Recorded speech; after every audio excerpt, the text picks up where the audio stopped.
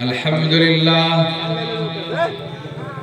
نحمده ونستعینه ونستغفره ونؤمن به ونتوکل علیه ونعوذ بالله من شرور انفسنا ومن سیئات اعمالنا من يهده الله فلا مضل له ومن يضلل فلا هادي له واشهد ان لا اله الا الله وحده لا شريك له واشهد ان محمدا عبده ورسوله اما بعد فان خير الحديث كتاب الله وخير الهدي هدي محمد صلى الله عليه وسلم وشر الامور محدثاتها وكل محدثة بدعة وكل بدعة ضلالة وكل ضلالة في النار.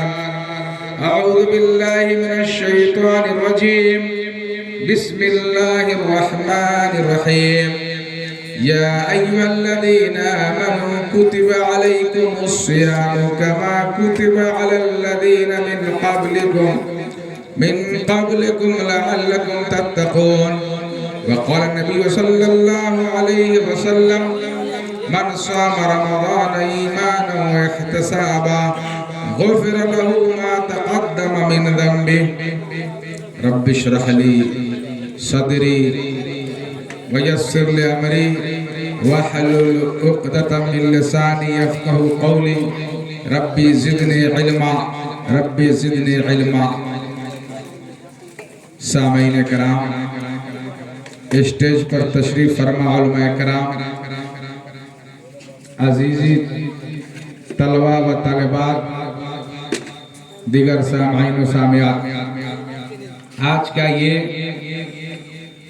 سالانہ پروگرام جو یہاں کے مکتب کے طلبہ اور طالبات کے لیے منعقد کیا گیا، جو اقصی ویلفیئر سوسائٹی لچھمنیا کے زیر اہتمام منعقد ہوا، بچوں کی تقریریں ہم سب نے سنی.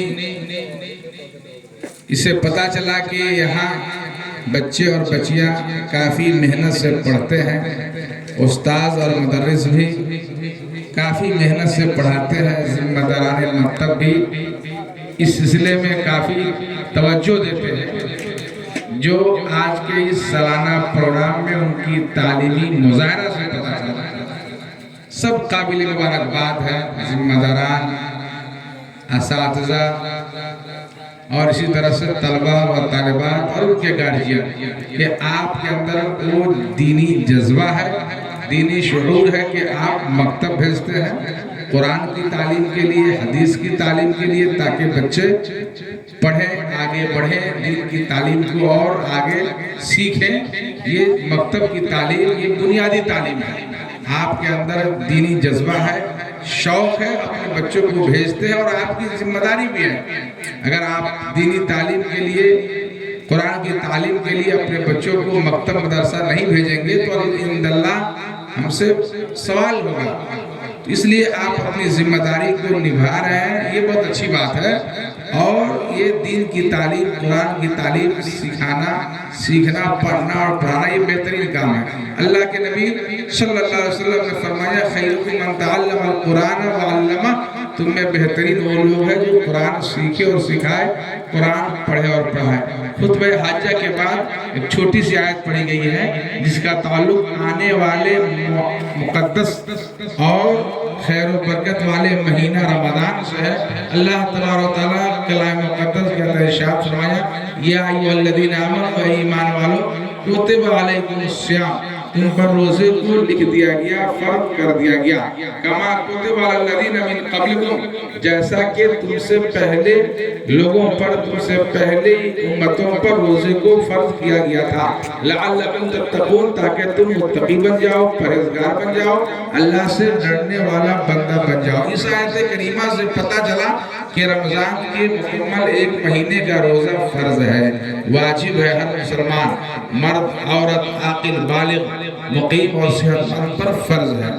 اور اس سے یہ بھی پتہ چلا کہ یہ صرف ہم امت محمدیہ پر فرض نہیں بلکہ اس سے پہلی امتوں پر بھی روزے کو فرض کیا گیا تھا. اس کی نوعیت اور صفت میں فرق تھا لیکن یہ روزے کی فرضیت پہلی امتوں پر بھی تھی. اور اس کا مقصد اور فائدہ حکمت کیا ہے؟ اللہ نے اس آیت کے اخیر میں فرمایا لعلکم تتقون، تاکہ تم متقی بن جاؤ، پرہیزگار بن جاؤ، اللہ سے ڈرنے والا بندہ بن جاؤ. ظاہر بات ہے کہ ایک شخص روزہ رکھتا ہے، بھوک اور پیاس کو برداشت کرتا ہے تو نیکی کے کاموں کو کرتا ہے، اعمال صالحہ کو کرتا ہے، وقت کی پابندی کے ساتھ نماز پڑھتا ہے، نوافل کا اہتمام کرتا ہے، قرآن مجید کی تلاوت کرتا ہے، ذکر و اذکار کرتا ہے، توبہ اور استغفار کرتا ہے، اور اس کے برعکس تمام لایعنی اور فضول کے کاموں سے گریز کرتا ہے، پرہیز کرتا ہے، غیبت، چغل خوری اور اس طرح سے برائی، فواحش و منکرات سے بچتا ہے، تو اس طرح سے وہ روزہ دار اور مسلمان متقی بن جاتا ہے، پرہیزگار بن جاتا ہے اور اللہ سے ڈرنے والا بندہ بن جاتا ہے. وہ سوچتا ہے کہ ہم روزے سے ہیں تو گناہ کے کاموں کو نہیں کرتا، نیکی کے کاموں کو زیادہ تر کرتا ہے، تو دھیرے دھیرے اس کی عادت بن جاتی ہے، عادت پڑ جاتی ہے اور وہ نیک بن جاتا ہے، صالح بن جاتا ہے، متقی بن جاتا ہے، پرہیزگار بنتا ہے. یہ روزے کا فائدہ ہے. رمضان کا یہ مہینہ بالکل قریب ہے، شعبان کا مہینہ ختم ہونے والا ہے اور رمضان کے مہینے کی آمد ہے. ہم بالکل ہی تیار رہے اس کے استقبال کے لیے، اپنے دل سے کینہ، کپٹ، حسد، بغض، عداوت اور گناہ، اس طرح سے بہت ساری جو لیانی چیزیں دلوں میں ہیں اس کو نکال پھینکے. بالکل اپنے دلوں میں اخلاص کو پیدا کر لے، خالص دل سے ٹھان لے اور نیت کر لے کہ آنے والے رمضان کے مہینے میں ہم روزہ رکھیں گے اللہ کے ڈر سے، اللہ کی رضا کے لیے، اللہ کی خوشنودی کے لیے، سماج کے ڈر سے نہیں، گھر والوں کے ڈر سے نہیں، کسی کو دکھانے کے لیے نہیں، ریاکاری اور نحوس سے پاک روزہ رکھیں گے. یہ عزم کر لے، یہ ارادہ کر لے، یہ نیت کر لے اور نیتوں میں بھی اخلاص ہو، للہیت ہو، تاکہ ہمارا روزہ بھی اللہ کیا قبول ہو، کیونکہ اعمال کی مقبولیت کے لیے اخلاص شرط ہے، ضروری ہے. اسی طرح سے روزہ پیارے نبی صلی اللہ علیہ وسلم کے سنت کے موافق ہو، اور سنت کے موافق کب ہوگا؟ جب ہم سحری کھائیں گے، جب وقت پہ افطار کریں گے. اسی طرح سے روزے کی حالت میں ہم نیکی کے کاموں کو کریں گے، بھلائی کے کاموں کو کریں گے، برائیوں سے بچیں گے، قرآن مجید کی تلاوت کریں گے، تراویح کا اہتمام کریں گے. ان سارے نیکی کے کاموں کو انجام دیتے ہوئے روزہ رکھیں گے تو یہ پیارے نبی صلی اللہ علیہ وسلم کے حکم کے مطابق، سنت کے مطابق روزہ ہوگا، اور ایسا روزہ اللہ کے ہاں قابل قبول ہوگا. اور ایسے روزہ داروں کے بارے میں خوشخبری ہے، بشارت ہے. اللہ کے نبی صلی اللہ علیہ وسلم نے فرمایا من صام رمضان ایمانا و احتسابا غفر له ما تقدم من ذنبہ، کہ جس نے رمضان کے مہینے میں ایمان و یقین کے ساتھ روزہ رکھا اجر و ثواب کی امید سے، تو اس کے بدلے اس کے تمام پچھلے صغیرہ گناہ معاف کر دیے جاتے ہیں. یہ رمضان کے روزے کا فائدہ ہے. اسی طرح سے رمضان سے لے کر رمضان تک کے درمیان انسان سے گناہ سرزد ہو جاتے ہیں، وہ یہ رمضان کا روزہ بھی ان گناہوں کے لیے کفارہ ہے. تو میرے محترم بزرگ دوستو، یہ آنے والے رمضان خیر و برکت کا مہینہ ہے، مقدس مہینہ ہے، رحمت کا مہینہ ہے. اس موقع کو غنیمت جانیں اور اس کے استقبال کے لیے ہم بالکل تیار ہو جائیں. جس طرح سے گھر پہ کسی مہمان کی آمد ہوتی ہے، کوئی مہمان آنے والا ہوتا ہے تو ہم تیاریاں کرتے ہیں، سامان خریدتے ہیں، ان کی ضیافت کے لیے بالکل ہم تیار رہتے ہیں. اسی طرح سے رمضان کے استقبال کے لیے بھی تیار رہیں.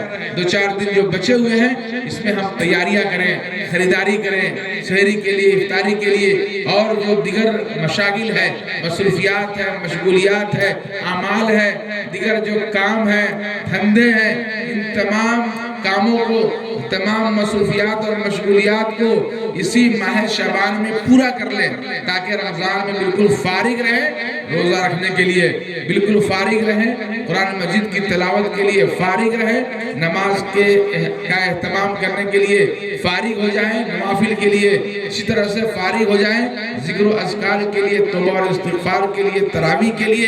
اپنے آپ کو رمضان میں بہت زیادہ دنیاوی کاموں میں مشغول نہ کرے، لایانی اور فضول کے کاموں میں مشغول نہ کرے، بالکل پورے ایک مہینہ اپنے آپ کو وقف کر دے۔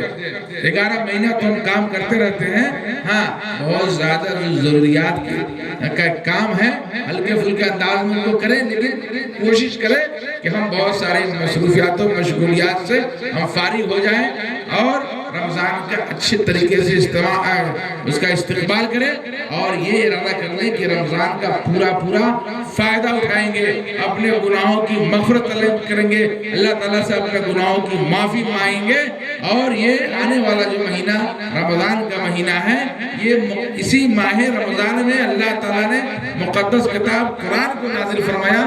اس سے اس کی اہمیت کا پتہ چلتا ہے، کیونکہ اللہ تعالیٰ نے قرآن جیسی اہم اور مقدس کتاب کو اسی ماہ رمضان کا انتخاب کیا۔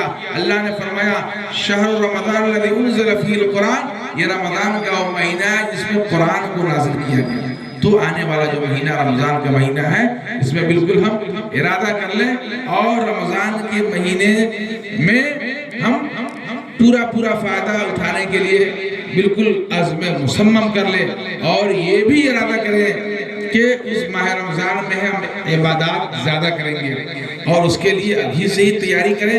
اسی شعبان میں 2-4 دن جو بچ گئے ہیں، اس میں ہم نمازوں کی طرف توجہ دیں، نیکی کے کاموں کی طرف توجہ دیں، عبادت کی طرف توجہ دیں، اور یہ بھی ارادہ رکھیں کہ رمضان کے بعد بھی ہم ان اعمال صالحہ کو جاری و ساری رکھیں گے، تاکہ ہم متقی اور پرہیزگار بن کر اللہ تعالیٰ کی عبادت کریں۔